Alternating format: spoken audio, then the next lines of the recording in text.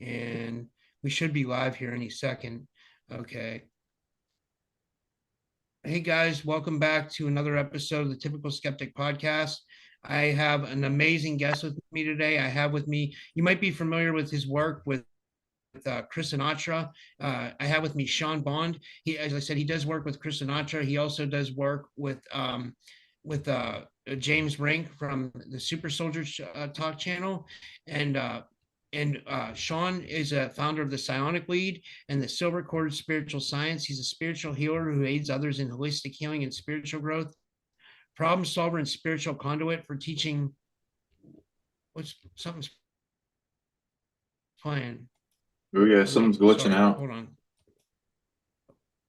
What's up? Oh my God. Okay. Sorry. Sean is a problem solver. We got it. We're good. Sean's a problem solver and spiritual conduit for teaching others about multidimensional awareness, interaction with other individual DNA technologies, higher functions and operation systems within anyone's soul sparks, shards of their multidimensional self to help them manifest the physical. Sean's abilities include past life reading, DNA reading, past life regression, Akashic record reading, licensed massage therapy, pain release, trigger point therapy, myofascia release, chakra balancing, Reiki master healing, entity removal, and more. And with all that said, I'd like to give him a big warm welcome to the show. Sean, thanks for coming on, man. How are you?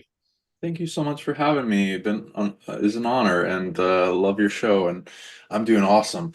Did a lot of work and got through a bunch of breakthroughs, getting really fast at going through breakthroughs now. So I'm like getting pumped up and worked out right before, I did some sessions right before this and worked out before that, and I'm going to work out afterwards.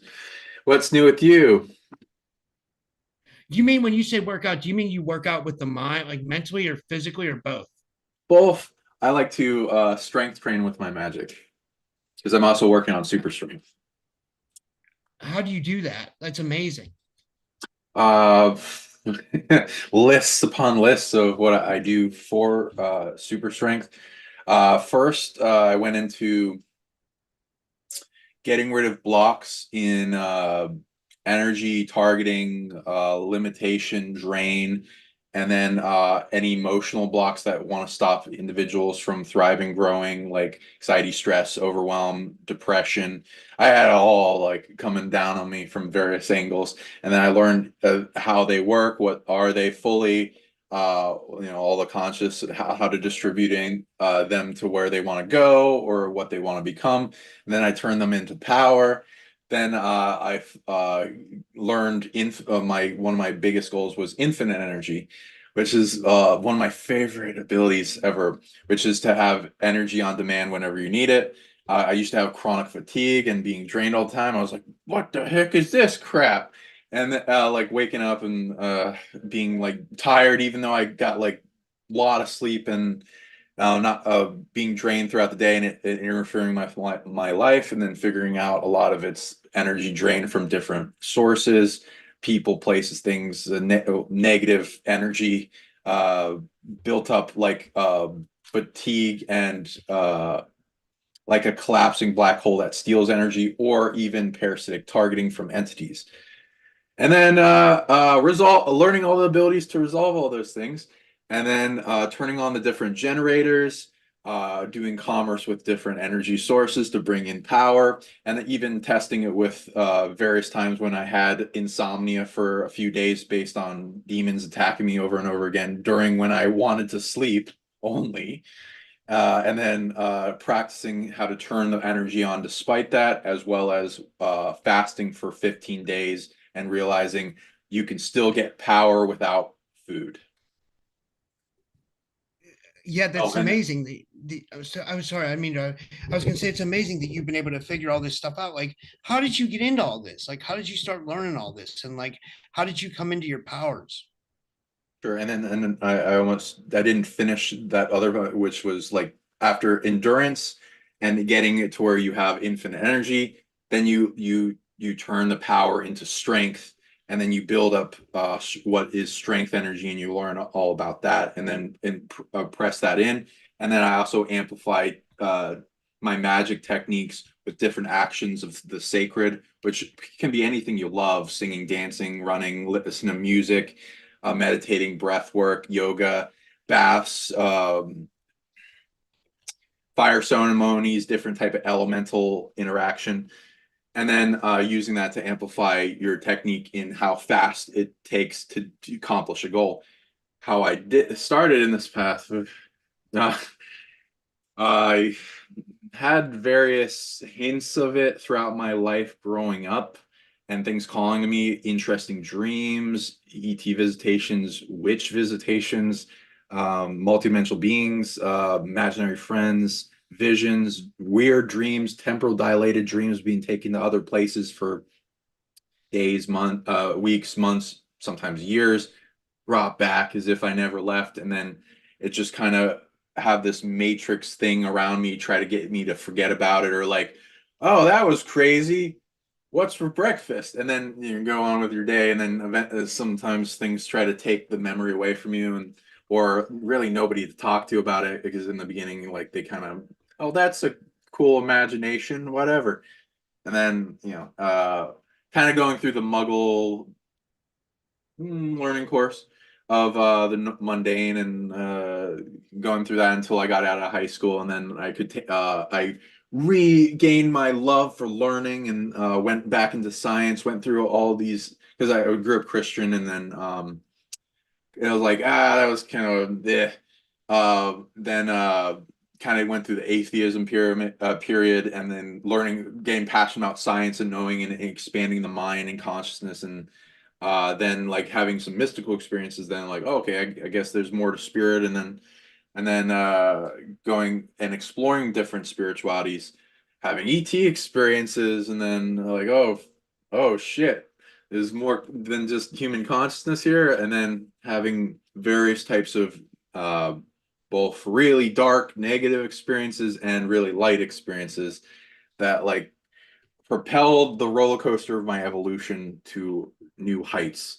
Some in the dark that propelled me based on me needing to learn things to survive, because things trying to kill me, and other stuff. And then light, like taking me to new heights in realizing what is possible, what I can feel and love is possible, how good it can actually get, and wanting to maintain that all the time. And then knowingness and cool abilities being tested, and then having all this inspiration about every individual having like a purpose for being here, and what this reality is, and all these questions, and that yourself and your mission and purposes are like signified by what you're passionate about, what you love, what you enjoy, what you're attracted to, and that going and building up towards your mission. And then the big thing that like centers and helps you come to the conclusion and remedy of all those missions is you becoming your greatest self. That's what we all aspire for, right? That's what we all want. Like that I want one thing I wanted to ask you about was for me at least I was just sharing the link out. For me, for at least I was having this period. I had my reawakening in 2016, right? So I was always a big Art Bell fan when I was a kid. So I was always into the paranormal, and I would listen to all those like Art Bell shows, and then I kind of got away from it. And then I had a reawakening in 2016. Well, and just a couple of years ago, my pineal gland started buzzing and my crown started buzzing. And I didn't know what that was. And then I felt like I had a Kundalini experience off shrooms.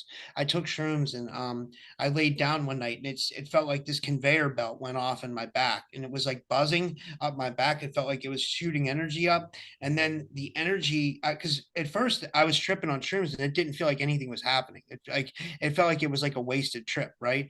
Well, I laid down, and when I laid down again, like it felt like this buzzing. Leading up to this, there was like constant buzzing in my pineal gland and crown. And when I laid down, I felt the buzzing. Then in my mind's eye, because I had my eyes closed, I saw a vision of a snake coming up, and then the energy came out through my chest, and it shot into my pineal gland, and then a bunch of energy just flew out of my crown, and it exploded everywhere. It felt like.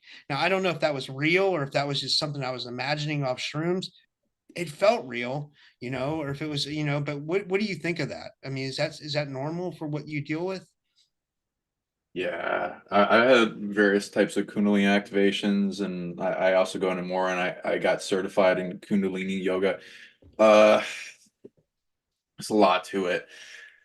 Um, okay, so going into the trips, wonderful.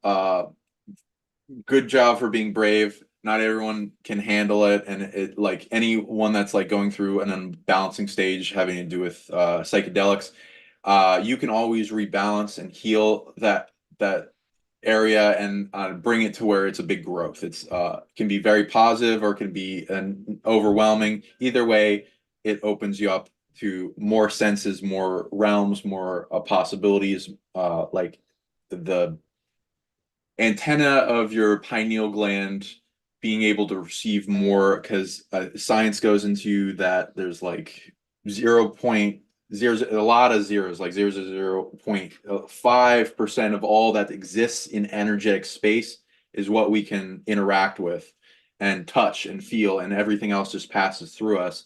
And even the fields that hit up against each other, that is like physical matter touching each other, it's like a certain frequency and spin ratio with the atoms going down to quanta.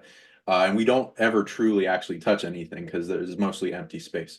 Oh yeah, this is my uh, I was trying to show your website while we were talking. thanks. Yeah. This is the Egyptian tour that we're about to have, which will be very powerful, opening up to superhuman love potential. I'll go back to your other question after this. Um, where like I read a while ago that when going between all my clients that they keep asking me, oh, what's my purpose for being here? And so there's like a list of all their purposes having to do with, oh, where you're born, what family you're in, DNA lineage that you're in, and super hybrid technology, the various personality traits you came to do, the job skills, all that. And one of the biggest things on the top of the list, like number one for most people I read, is to achieve a new level of love that has not been achieved before, that you can only achieve in a human body in this realm, which is one of the overpowered traits of our super hybrid technology of the human body, which is like over 10,000, at least what I read, over on average 10,000 species all combined together, light, dark, angels, devils, all kinds of things, and like this big unity equation for the remedy of all wars throughout the multiverse.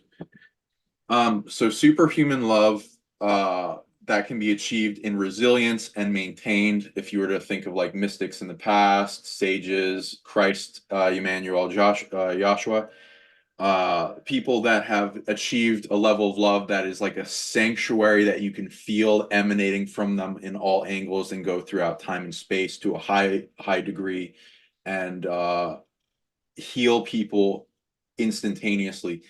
And it also empowers every other ability, including knowingness. That is what we're attempting to achieve with places that are rare, that I read that you like in Egypt has, that you can't achieve other places. This will speed up this process. That's one of the things we're achieving. We're also going to various temples and the pyramids that can grant superhuman abilities, and then integrate that with a bunch of workshops to teach abilities in a very comfortable format where we'll take care of all accommodations and meals, and make everything feel lovely and teach them healing abilities. Uh, and then we're gonna unite with the lower G gods and unity, and get all their approval and integrate divinity tech. And with this overpowered love, we're going to overwhelm with love and healing and goodness all adversaries and limitations on ourselves, to push back the darkness and the evil and bring it to unity with boundaries. And then it starts, like if you've ever seen like movies like Marvel movies, when the hero and the antiverse team up against the even more overpowered evil, then that it's going to be kind of like that, as we all comfortably travel down the Nile and the different sacred places. That's that tour. So thanks for bringing that up. And then, yeah, this is my site. There's also a course on that teaches superhuman abilities. Links to my YouTube, which has a bunch of free abilities for people to look at, and over around 500 videos if they didn't all get, if some of them didn't get deleted. And that I also take record of a bunch of people with superhuman abilities around the planet, and I'm adding more to it as proof of this concept that people can tune into and earn themselves, because everyone's got dormant abilities, everyone's got gifts. Most people go their whole lives without opening their presents. Well, that's what I was getting at. I wanted to. The reason why I use myself as a case in point was not. It's not like as a, like a. I'm not trying. Okay, I thought it would be a good example because, like, okay, so I had that Kundalini experience, or what I thought could have been a very powerful experience, and then I went through like a tragic breakup, and I got really depressed, and I got really out of shape, and I started getting tired all the time, and my lack of motivation went down, and it just seemed to like, I'm trying to dig myself out of that now. Now I met someone new, you know what I mean? So I'm happy about that. But like, I'm still a little bit depressed, and I'm still like, I don't feel that tingling in my crown and my pineal gland anymore as much. So I feel like where I was on point to turn on my psychic abilities before, now I feel like I fell into like a psychic ditch, if that makes any sense. I like that word. That's a good one. Yeah, a lot of people experience that too. Some people have opened up abilities in their life, and then they enter a situation where then they get targeted, and then their abilities either get stolen or limited down, or sometimes their body will do a self-defense mechanism where it will seal its ability and generators off so that it doesn't get stolen, and it's waiting for it to feel safer to open it up again. And I can absolutely help you with that. I'm really good with depression and motivation and tiredness. I can like help you with some of that now too. And thanks for reminding me of your previous question. With Kundalini, yes, that's real. The psychedelic stuff is real. Like, what is real is also a good question. I like to do a spectrum of realness, depending on what people like to subscribe to realness, whether it be like what really matters, the word, like what really matters in this world. There's both the whole matter, which like is physical and like you can touch it and like interact with, and even if you're completely shut down spiritually, that's like a more solidified thing for real in some people's definitions. But then there's like, oh, after a while of going down this route of materialism, and you get to that near the end of your life, you realize, oh, I can't take anything of that I've accumulated in wealth and whatever with me. So then what really matters after that point, which is the higher realm aspect of after this life, what really matters to being able to sustain with you, which is what you've learned, wisdom, upgrades, abilities in spirit and soul and spiritual and psionic tech. And things going into magic, which you're able to amplify. And that is the stuff you can take with you, which is also another form of what really matters. Uh, so then there's a realness spectrum with that, and also like versus delusion, or if you're seeing into other timelines or other reality, and versus what is solidified in what we have perceived in moment to moment of this main timeline of experience, and what is shareable with others. So that I definitely agree that there are things that are more real than others, and that it is something that we should prescribe to have a scientific method to developing that rating. Is seen in visions, I them narrow scientism narrowing it down to a delusion or a hallucination, or people that are crazy, is dismissive, misleading, and like what science likes to do, where it explains things with terms that are like circular arguments that don't really explain the situation or how it works, and they can't really reproduce it themselves.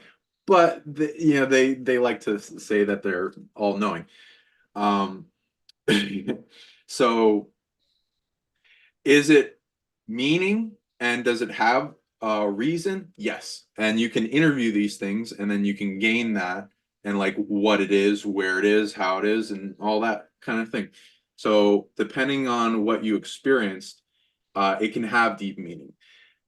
Are there things that can be shown to you that aren't fully real? Yes, as well. There could be like a demon that is in your space that is trying to put you into fear, and it shows you visions that would put you into fear, but the things that you're seeing aren't exactly fully real, but you're like how fear is, like Anagram said, like a false evidence appearing real. It could try to bring you to that state. But it can't fully harm you. It can just overwhelm the shit out of you with fear to where it makes your adrenal glands go rapidly overprogrammed, and then that like lasts as a wound for a while. So there's all these different aspects to reality, and then the technique of how we deal with it. And then our defense. So if you're in that situation, if you're tripping, I recommend safety mechanism, hug yourself, cultivate love and bliss and like this light in the center of your heart that pushes away everything that shouldn't be there that you wouldn't want to see, because it opens your DNA at a higher rate to be able to expand more in your abilities and protect yourself. And then any darkness that wants to take over the full screen gets shrunk down into a little place that can still give you a little information of why it's there in the first place, whether it be a aspect of yourself in shadow wanting attention, or if it actually being a external spiritual presence that's feeding off you or something. And then you being able to shine that light and be strong in that, despite anything that's coming up against, and you surround yourself with tools that would empower you, being outside in nature, sunlight out will help. It's like there's a whole method to tripping that like supports you in growth. And if you feel the necessariness to take on a big challenge or gain an ability, sometimes you get to face a dragon and get to the gold treasure behind it, which will be if you overcome that dragon, which is like going to be like a little downturn in the roller coaster. After you've overcome it, it like shoots straight up, and you have this huge, powerful, blissful, loving, activating experience afterwards, or whatever. So it's like a rapid course, and and some people have said trips can be like years, 10 years in a few minutes or hours. So for the brave, be safe and responsible. With Kundalini activation, a lot to it. It's like a root, it shoots up as a tailbone root force that can either be stimulated by earth.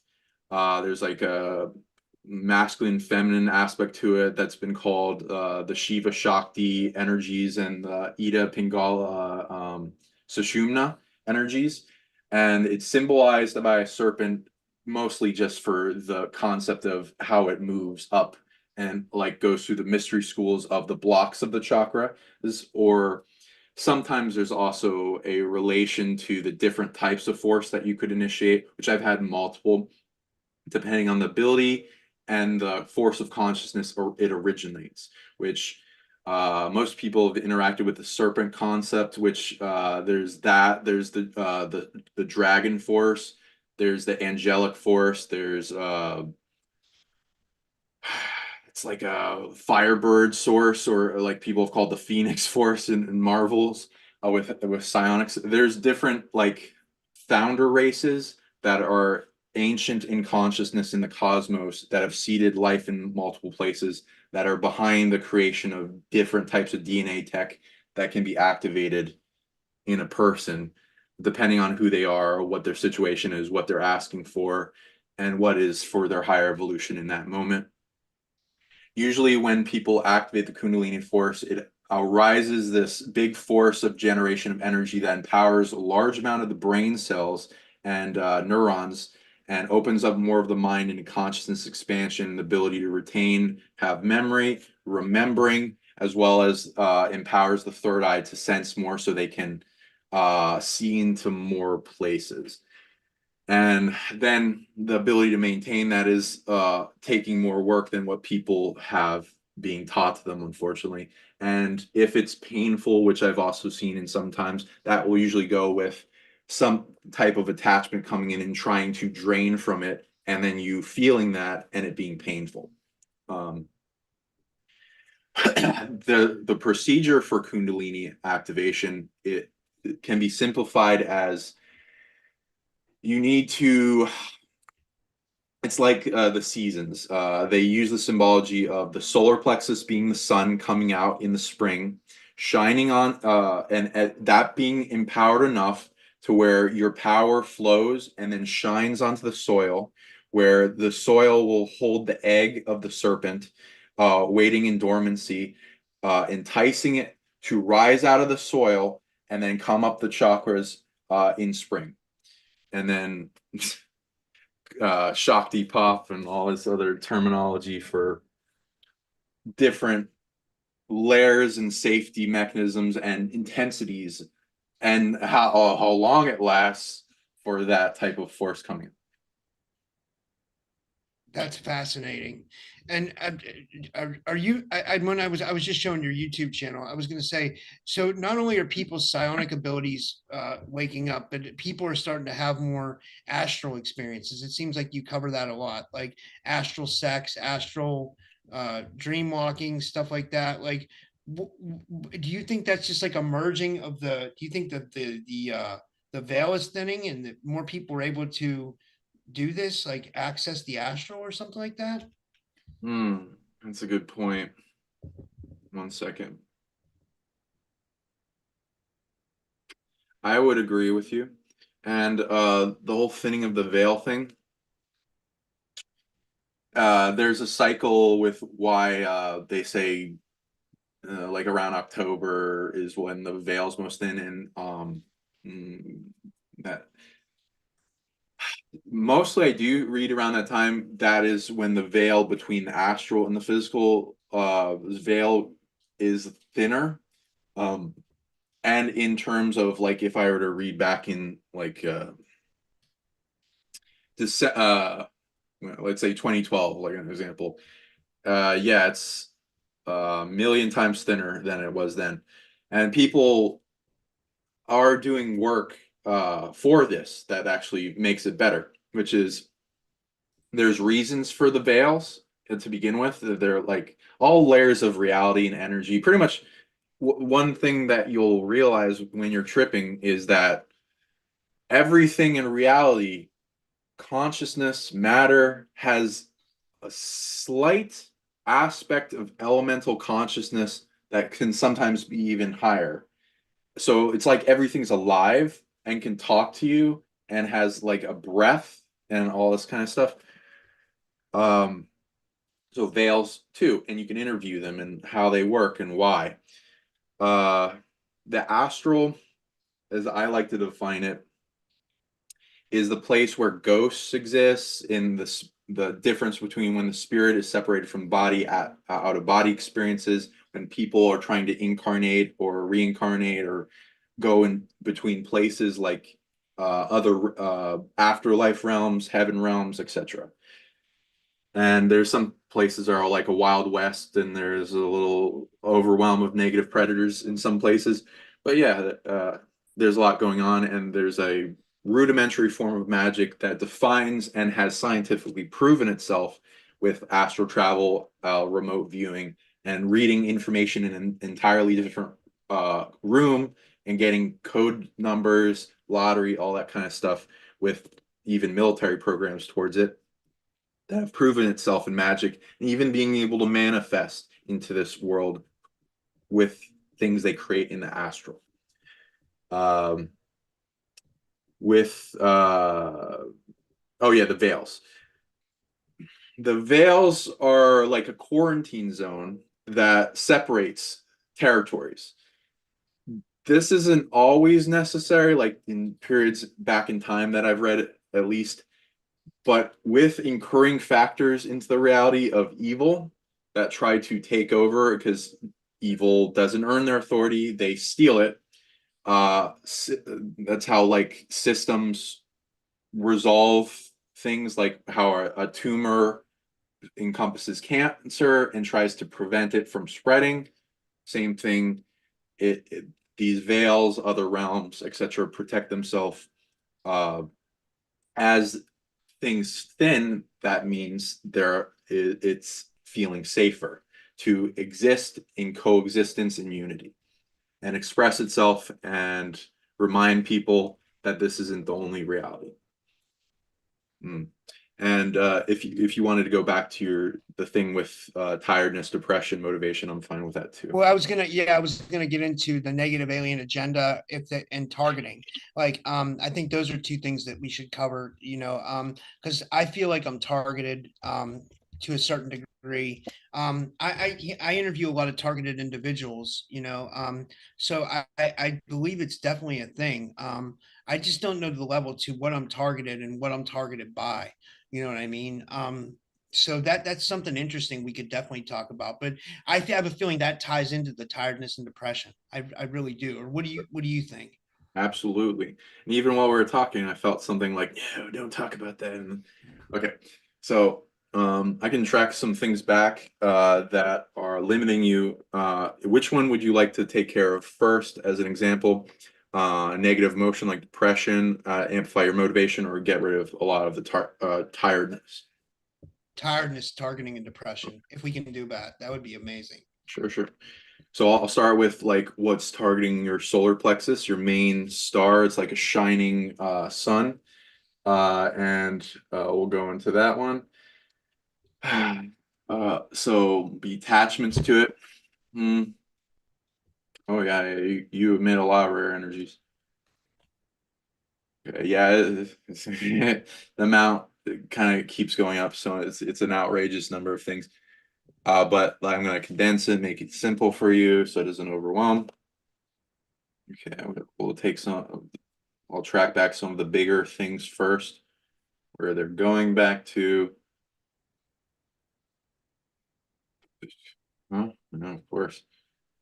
Huh? Okay. Oh boy. Okay, so one goes back to Anu, which is a mythos in the Anunnaki thing. Uh, and I have like a neutral but also distance and boundary interaction with them. I don't really want them to know about me or talk about me, but that's kind of hard to do, when you're public like us. Yeah.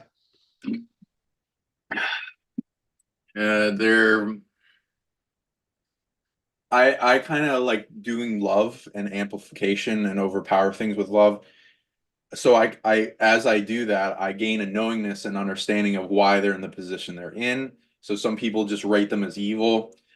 They've done a lot of evil things, I agree, and they're not the best. But I also understand, based on the weight they're holding on their shoulders, why they are the way they are. So I can't even stop myself from forgiving people. Uh, that I need to. So there's a structure to the remedy for that targeting because if you can't really get rid of those beings. So there's no point in like having a war with them, but knowing that they're probably having this energetic shadow that they can't control coming off them, stealing from a large amount of the population of humanity. At least with what I track back with many people. So where does that come from? How did that get there? Why is it uncontrollable? Shadow is the box Carl Jung describes as the box we contains our self-defeating programs. Its center points as a control center in the root chakra. It acts, you can see it kind of like expanding like a big bubble coming off the person, having all these tendrils attaching to things, and having a negative self-defeating against your will program to do dark and evil things, such as steal. So it's not under his control. Then I ask, does he aware of it? Has he initiated any of that? No, no, no, no. Cool. So he's not actually trying to target you. So then you can resolve that more simply.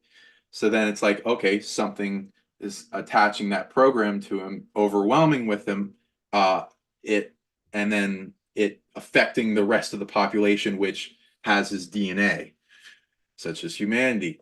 So then there's something called shadow death or evil death or ego death, which it the ego doesn't really die. You can't get rid of it at all.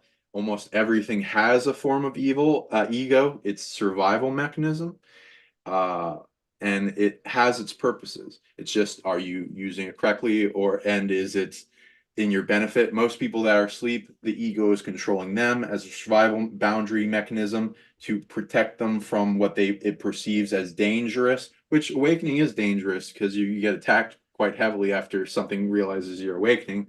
It's like jumping over a flame. It's like scary. And then you get to the other side out of a burning building. So yeah, the people that have waken up have gotten more control of their ego and brought it into harmony. Then you want to love it and purify it and get rid of all attachment. You can see it inflating, and then see your higher self, which will be this big ghost aspect of yourself that does chess moves around the planet, does things to help you. Have it hug around the I keep saying evil ego, and give it love, and see all the wounds and heaviness it's holding on to. When the ego, shadow, whatever, is overwhelmed, symptoms are pressure on the heart, drain of energy, and shaddiness.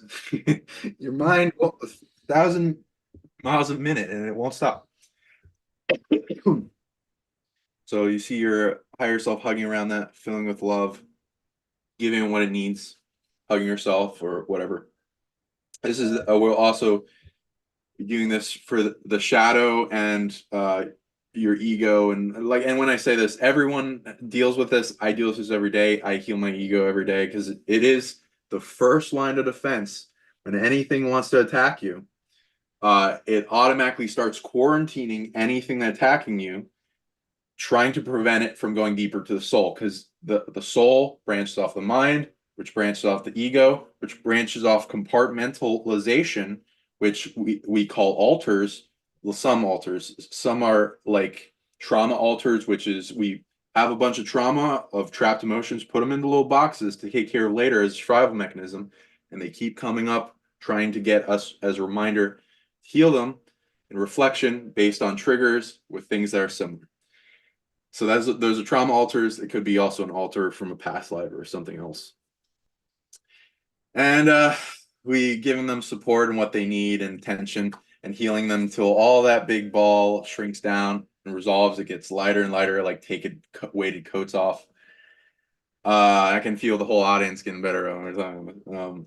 And if Anu's attaching to you with its shadow, that's probably leaching into the filing system of your shadow and your ego that tries to protect you from that.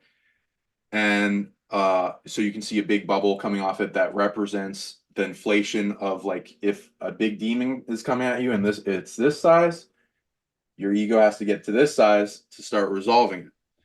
And so then that starts healing it, purifying it, and your higher self healing that, the higher self healing the lower self, which contains the ego in that filing system, and a bunch of other things like the shadow and compartments for different things psychology hasn't really determined yet. And shrinking it down, resolving it so that your shadow flips from the self-defeating filing system to the self-supporting filing system, and you reverse it, and then you reflect it and help them resolve their stuff and shrink it down, and you get more immunity to them. You get bounties for resolving these things. It's like missions for Earth, missions for God, all this kind of things you can do around the planet psionically. And you can start with the things that are affecting you and build yourself up and get stronger in each of these systems of reality that are affecting you. What's this limitation? Determining what type of energy is coming at me, what type of emotion, and you master each one of those, and then you get more and more knowingness and less limitation having to do with the psionic physics of each. So 50% of your drain is coming from your ego being overwhelmed by attachment from targeting, coming in like threads. So an easy thing to resolve to get rid of the drain you feel every day is remembering this one thing. Like, it's probably going to end up in the filing system of my ego, because my ego automatically wants to protect me. And the symptoms, again, when your ego is overwhelmed, when it gets big, not like egoic, but like it's taking on a big threat, is it starts draining from your solar plexus because its control center is the solar plexus for the ego. So it starts taking energy what it needs, heaviness on the heart, and it very chatty. So if you ever get that and you're feeling drained, that's probably what it is. And you can hug it while hugging yourself or holding the front and back of the solar plexus, filling with love and focusing on it. And it will start with you united and your higher self with your ego, supporting your ego. It will shrink the ego self-defeating programs down, and it'll feel better. And you can go about your day like you have way more energy. It's awesome. I'm gonna try that. That sounds amazing, man. That sounds really like a good idea. That sounds thank you. That's amazing. I put in the chat, I asked if anybody had any questions for you, because I know you said you liked questions. Should I take a couple? Is that good? Yeah, let's do it. Okay, so this one's from Shiba Winu. She says, "Hi Shiba." She says, "I suppose I'd like to know what I can do to see stuff when I meditate. It's just black," she says, and she asks all the time. Great question. Like the name, it reminds me of the cryptocurrency. I think maybe that's what you're going. Okay, I do a course for this on my SonicLeague free membership in the mystery school section. I can name some of it. There's a fuzziness that most people get that's like when you close your eyes, and it's like black with little bits of gray. As you detach from external senses of different types and go fully inward, and you do that same procedure that if you remember when you're a kid, what daydreaming feels like with the centering of your heart, you can start feeling empathically and seeing an image that wants to be shown to you. The visions, I'm getting a siren, the visions that will, my dog and the sirens, the the visions that will come to you will be various categories, whether it be something that wants to be, usually it wants to be shown to you by either a guide or something that wants to talk to you, that really wants your attention, that takes up the screen. Sometimes it may be visuals you saw through the day that imprinted on your third eye. And you also got to clear the third eye of attachment and drain and things that are messing with the light that is created in the mind so it can get brighter.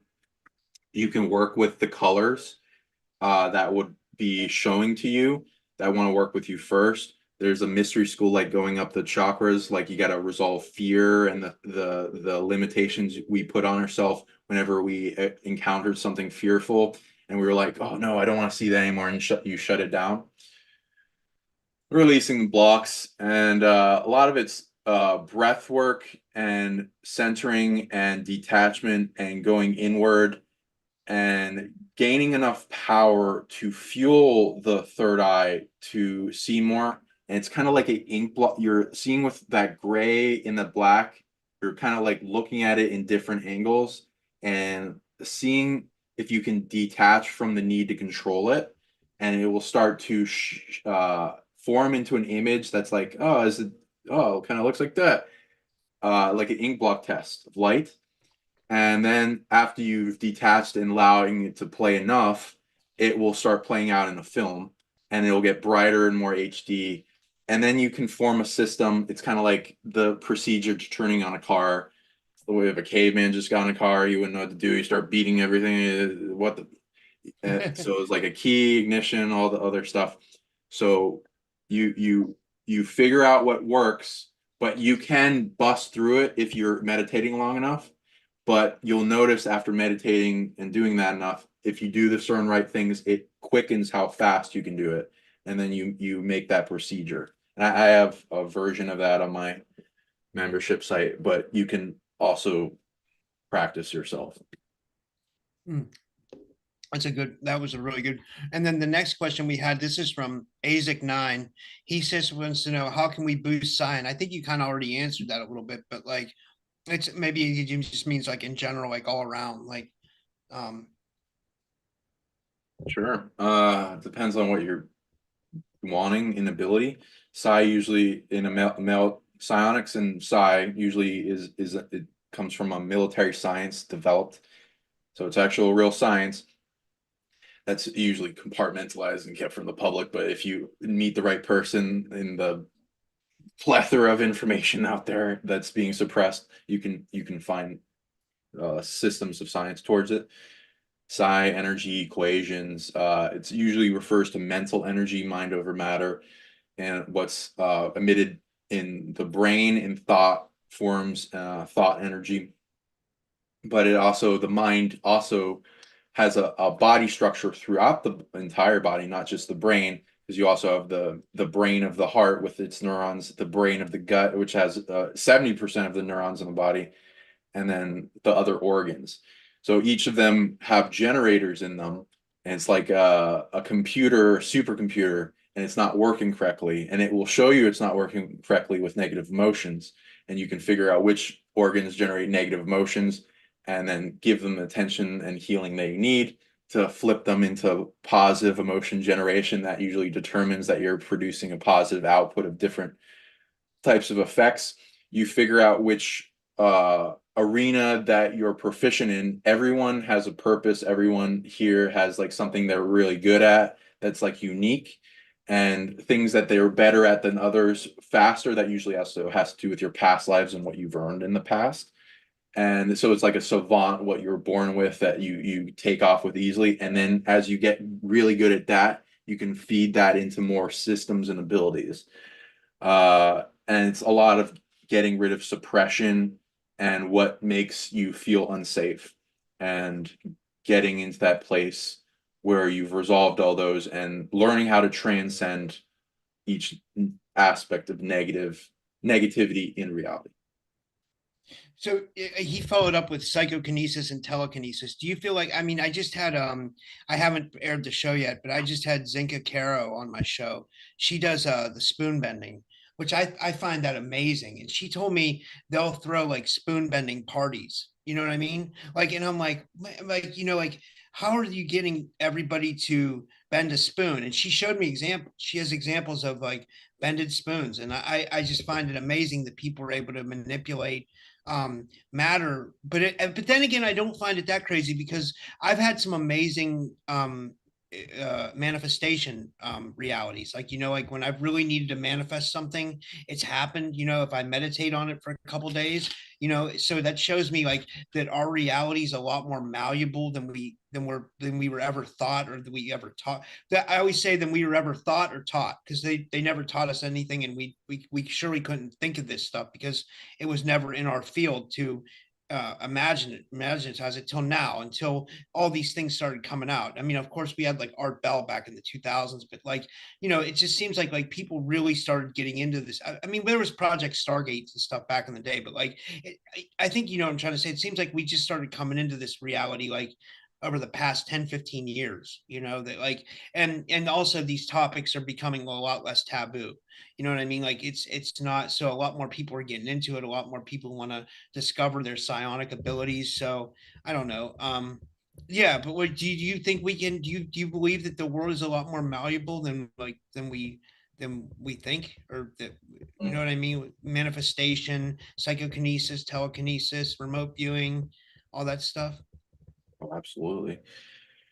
Yeah, when you look up this stuff, you'll be coming up against a range of doubt, especially as the internet's more censored and suppressed. And YouTube used to be a lot more of a free playground to do research. And I've noticed when you search up stuff, you get a lot of the narrative supporting, which is very understanding of why they would want to stop people from doing this, because government and its origin is govern, control, meant mind. So they control the mind. They feel like they have to control everyone, I like that. and they want to suppress everything that's a power dynamic, because it could threaten their power. So they don't want people of useful, intelligent thinkers. They want useful workers. And even in China, they're suppressing that, and they're suppressing the religion, and so like nowhere is fairly safe.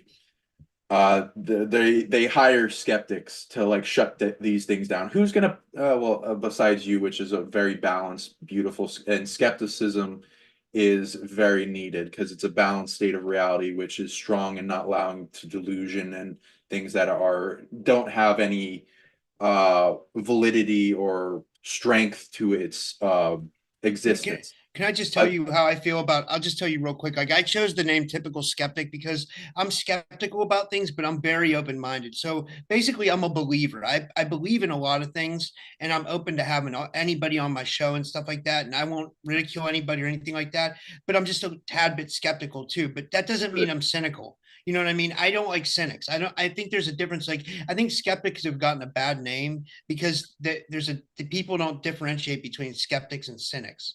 You know, cynics are the people that want to bash everything and they want to, like, oh, none of that's real and stuff like that. I mean, I don't like that. You know what I mean? So I just wanted to differentiate that I'm more of a believer, if that makes any sense, you Thank you. I know? appreciate that. Yeah, and no one has to believe everything I say. I don't want them to. I want them to do the research and to build their structure so it's strong in reality and has a strong foundation because it is it hurts and is bad for the environment if you create with the belief that doesn't have grounding. So it's very good. I love skeptic. I used to be. I'm still very. I've always been very skeptical. That's when I started my scientific path. It's only when I had experiences that I had myself when I started researching a lot more and going into this stuff. And I couldn't say that it's not real anymore. And it's like, oh, I've been attacked by demons, so I was like, I can't say they're not real. So a lot of these people that are cynics that steal the name skeptic and are like corporately funded, hijacked, and funded by the Science Foundation and Nestle and all this other stuff. They have an agenda, they have money coming to them, so they have to do that. And they're very dishonest with it. And so it sucks. They're not even willing to explore it because this stuff doesn't just come to you, it doesn't come into your lap when you're like rejecting it all the time. If you reject it, then it's likely not gonna, you're gonna stay in your little safe space, the person. And so they have to go exploring for it. And so if someone that claims to be a skeptic isn't actively exploring this stuff and going out to the areas that they need to find it, they're probably being paid to do it by the government or something. Because they, that who would pay you to do this? Like most people don't make money in this field unless they're producing enough significant value for people.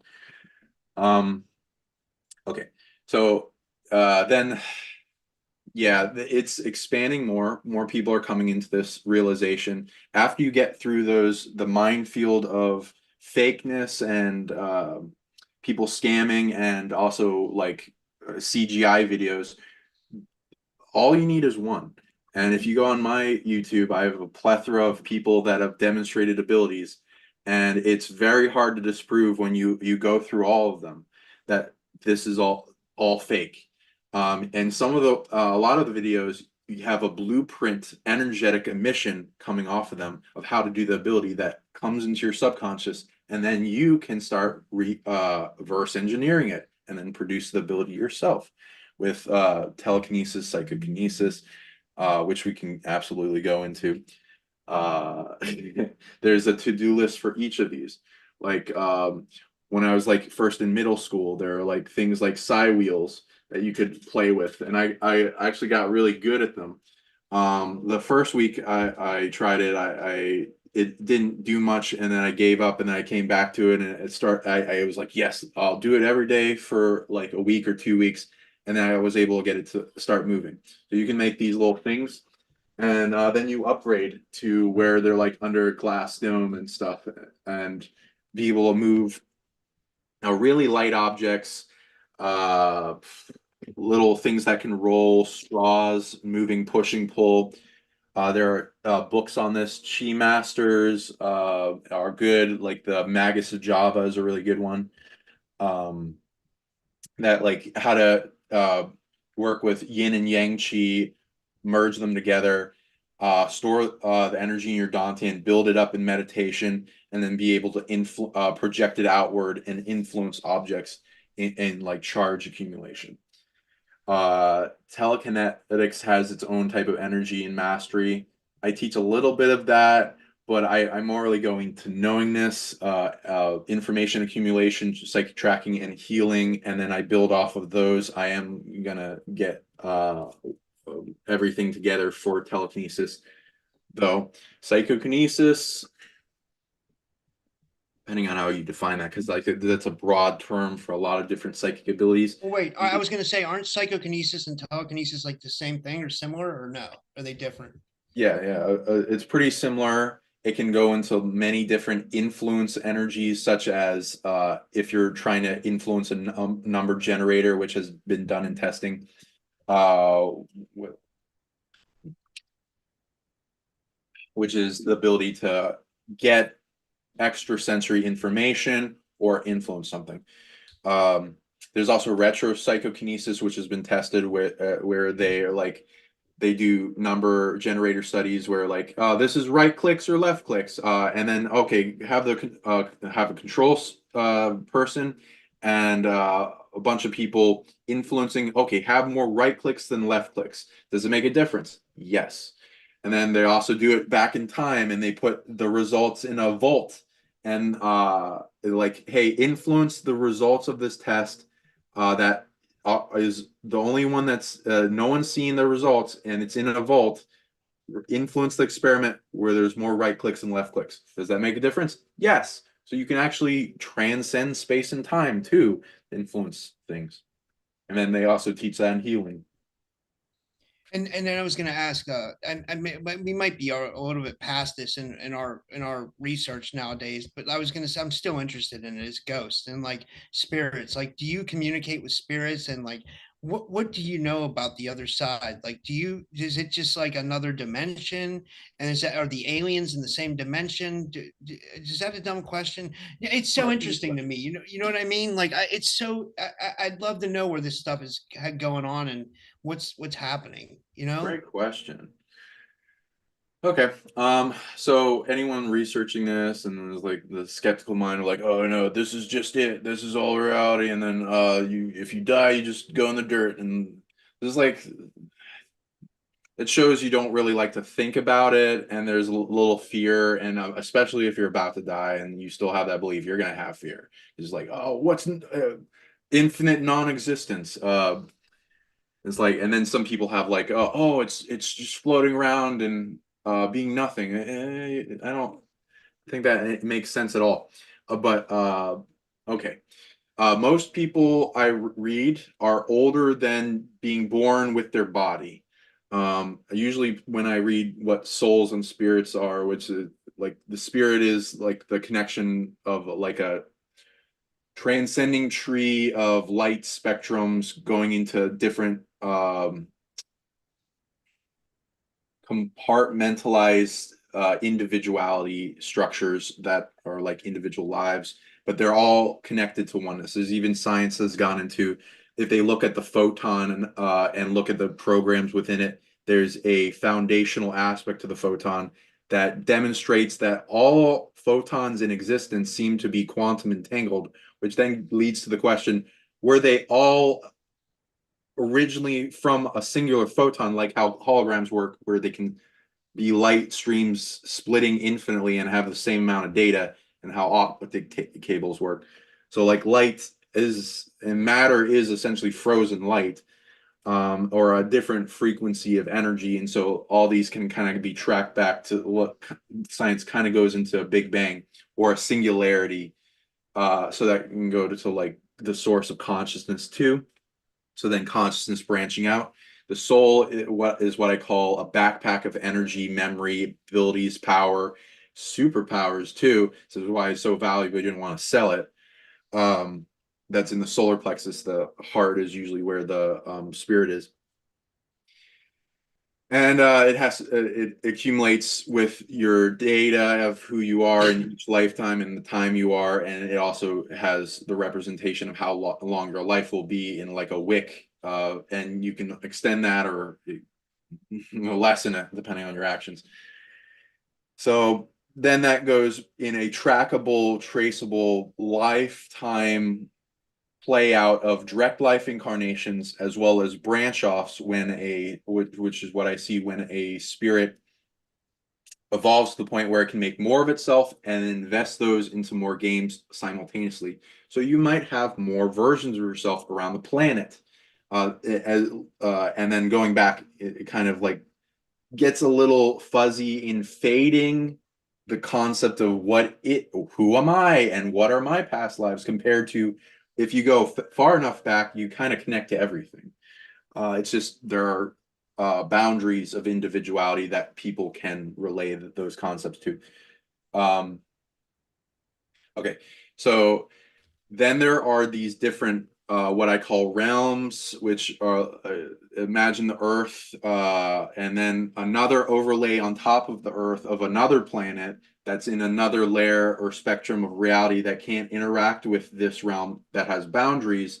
This has been soft disclosed in the religion of the Nordic race of the Tree of Yggdrasil with the 9 primary incarnating realms of Earth in the Yggdrasil mythos. There are a lot more. Earth has billions. I also organize that in heavenly realms, the light realms. Those are the mid realms, like with Midgard being Earth, and then a bunch of different purposes to, like, this is a melting pot of a bunch of different places meeting up all at once, and there's various purposes for the others. And then there's the Kilopoth, which is the tree of death, which holds the quarantine realms, prison realms, and hell realms. And those are for the invaders or places to put things that don't play nice with other people.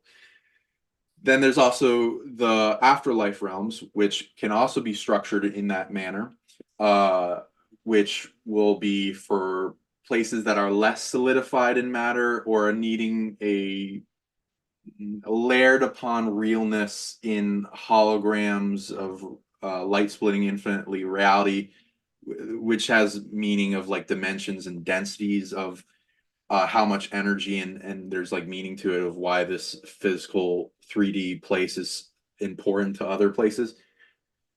And like in between, like people have called like limbo or the Summerland or all afterlife realms, heaven realms, and there's even mythos in certain sects of Christianity that there's way more heaven realms than just one, and I agree with that. And you can earn them, and there are things they're good at, and they're like manager VIP places that keep out the dark, and you have to earn it to get into them, and they manage and support the other realms.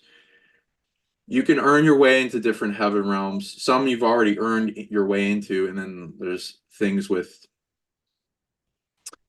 places you can go, things and actions, morality and piousness that you can earn in being going to other heaven realms. And you can even earn more, which is some of the goals for coming back, or saving people that are here that are in your soul family, bringing them out of their prison thing that they're going on with being whittled down and being used as energy sources, or things that are here that you need to do or bring this heaven, bringing your equation of heaven to earth and helping what's going on. There's many purposes. From what I've been able to see and experience in near-death experiences and what I've heard from other people near-death experiences and my interviewing of spirits, and yes, I can talk to spirits. I'm not the best at it, but I'm getting better and better and better at it. And my dad recently died a year ago, so I was Sorry for your interviewing what loss. happened. Appreciate that. Yeah, that's tough. I lost my dad when I was 21. I know what it's like. It's not easy. It's definitely not. And can I just say, like, my dad didn't come back for some reason. Like, well, I mean, like, so a lot, I'm not saying anybody ever comes back, but I mean, a lot of times people will get visions of their loved one or they'll get a sign. Like, I didn't get any sign, which made me start to become like really atheistic. But then I did have some dreams of him. So, I'm like 50-50 on that, like whether I actually made contact with him. But I feel like he was trying to reach out because he's like, also, like, my mom tells me, like, she at times, like, that he's tried to reach out to her, like, through dreams. So, like, I think that's one way they try to reach out to us in dreams. What do you think? Yes, absolutely. And it probably. Um, because I was just going to say the astral realm, I feel, is just another reality. You know what I mean? Even though we're sleeping, I feel like our consciousness goes to another place. Like I've talked about this in podcasts before. I've had dreams where I'm like working on a farm and I'm like, I have a family and I'll live like a whole week on a farm and I've only slept 8 hours. So I feel like I'm living a whole other reality. I don't know what's going on there. You know, it's fascinating to me. The dream time is so fascinating to me. Sorry, there's a lot to unpack there, but it's interesting to say the least. Beautiful. Yeah, I love that. Yeah, and the dream realms and the astral realm can interlink, and you going into dream sleep mode allows you to not just go to dream realms, it allows you to experience your astral body and that the presence of what it's doing, especially if it's a meaningful message, and it allows for you to sometimes get a whole other dimensional experience that's not just a dream. But it would be depending on like what went on in the dream and what happened between you two and the messages and all that. But yeah, I'd say that it's probably them visiting you. But I'd interview that more just to be safe. With dream realms, that's another aspect of a multidimensional body, is that this isn't the and this is technically a dream because what is the dream physics in reality? Like if everything's light and matter is mostly empty space, it's just some more solidified rules to it that are hard to go up against, but you can, and that's part of like the evolutionary process of consciousness, have it so that you enter a state of lucidity for this dream as well, which I've gone into in videos of how to do that, which lucidity is truth, an expansion of awareness, and the ability to shift things around, such as reality warping, and being able to have the dream unite with you and flow in the direction you prefer. Uh, yeah. And but it being like a more stable, solidified for survival mechanisms, it's that way because there have been big destructions and reality shaking up in the past, and so it's had to become very strong, solidified in its foundation from preventing any one that wants to shift the reality into where it harms others. Uh, and then that requires more knowingness in order to become in that lucid sense for this reality. So, but you can practice in other places, and that is also a reminder that you exist in other places, and you have these dreaming bodies that can branch off your main. And when I say dreaming body, it's like an energetic glove overlay with your regular body. That's a filing system for that type of energy and system for the ability. That is what I describe. It's also centered in the gut brain. If you clear the gut, your dreams get better. And the generators there. And then these non-local dreaming bodies that are like a little photon cluster that you send off to non-local locations, uses a sensing organ, remote viewing kind of thing, and even a full bilocated self that you experience a dream realm and you experience whatever you want, or in various places depending on where the dream realm is. They're overlaid on top of the consciousness creators, especially in cities or borealis, wherever the ancestors started making them.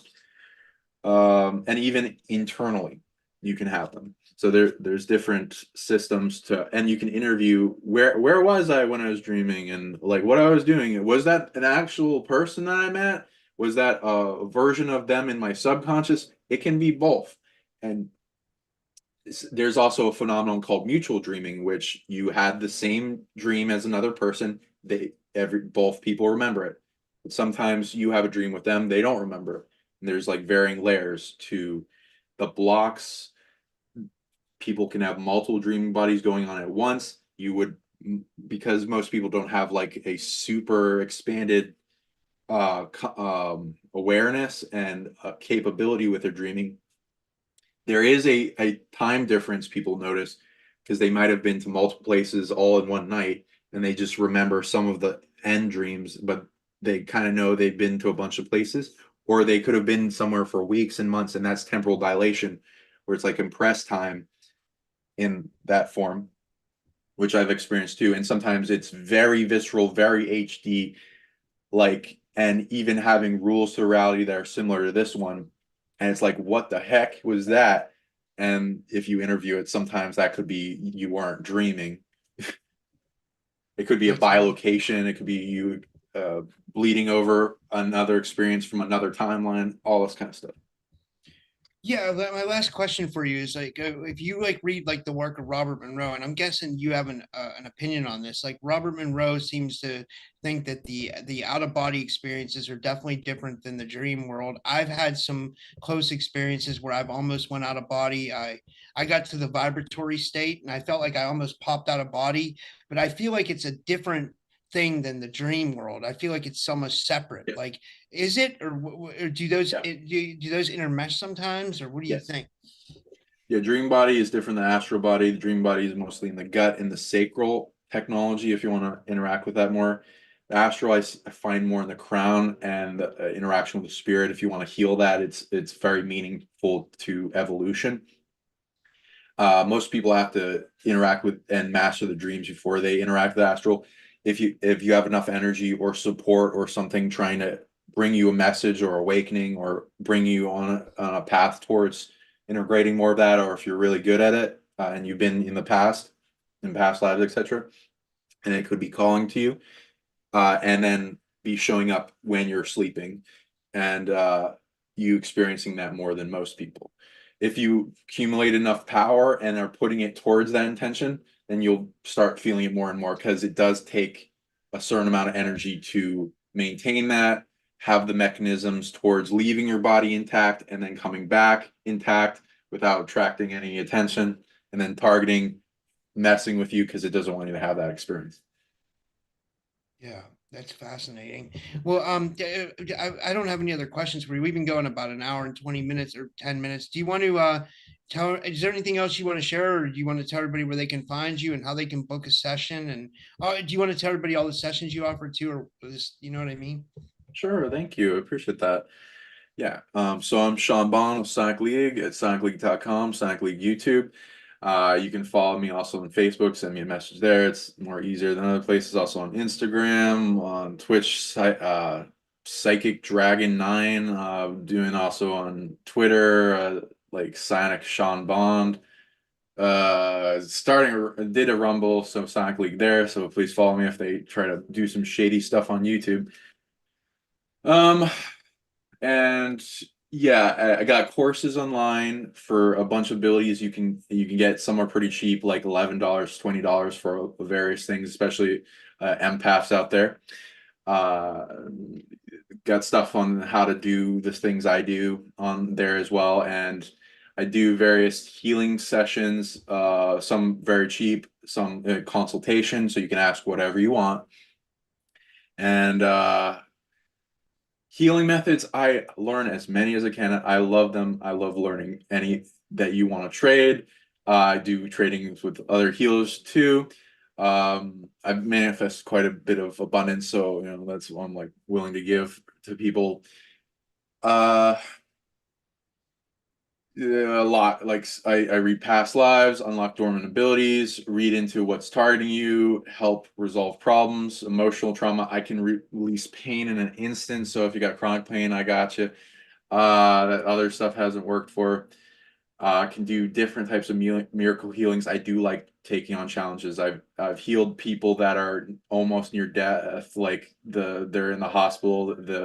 They've said they only have a few days. I've got them out of there and got them walking again.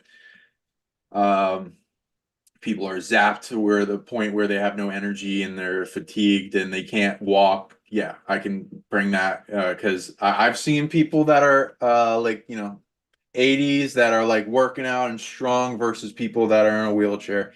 There is a difference, and it's energy. Let's see. Yeah, anything you guys want, I can take a crack at it. I'm your guy, and we're again doing a Egyptian tour, so feel free to sign up for that. We're not doing again.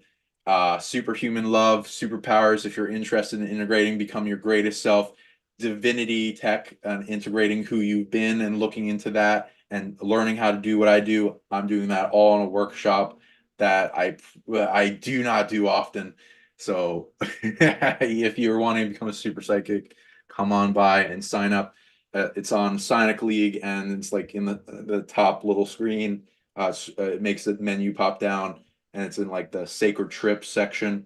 Or you can send me an email and say Egyptian trip inquiry, whatever you like. And yeah, there's only a few more seats left, so get it while you can. That's And awesome. how do people reach you? And is it okay if I re-upload this on my site as well? Sure. Yeah, I welcome it. Yeah, I love that. Yeah, that's Tell us how to get a hold of you. I'm a typical skeptic podcast everywhere. You never know what's going to happen with YouTube, so follow me on Rumble, and also I'm on Rockfin too. And then I have a Patreon, I have a merch line, I have what else? You can donate if you want. And what else? There's something else. No, I think that's it. I think that's it. So yeah, I don't And know. smash a like on this video, subscribe, and leave a comment if you want to see more of our content, and if you want to see more of me on the show. Let us know. And give him lots of love and donations, because he really deserves it. Thanks, Sean. You're awesome. Your research is like next level. Like I love the way you think. It's so like it's very next level. That's all I can say. It's very advanced, I like it. I want to get to where you're at, Appreciate that. So all Yeah, right. we can work more together. I'll be sure to throw a bunch of tips your way, and you got a lot of value yourself, so I appreciate your time and effort and what you're doing for the world, and keep rising up and getting stronger and reaching more out. We're all like flag holders that like unite the consciousness collectives together. I agree. Well, thanks, man. And thanks everybody for tuning in, and have a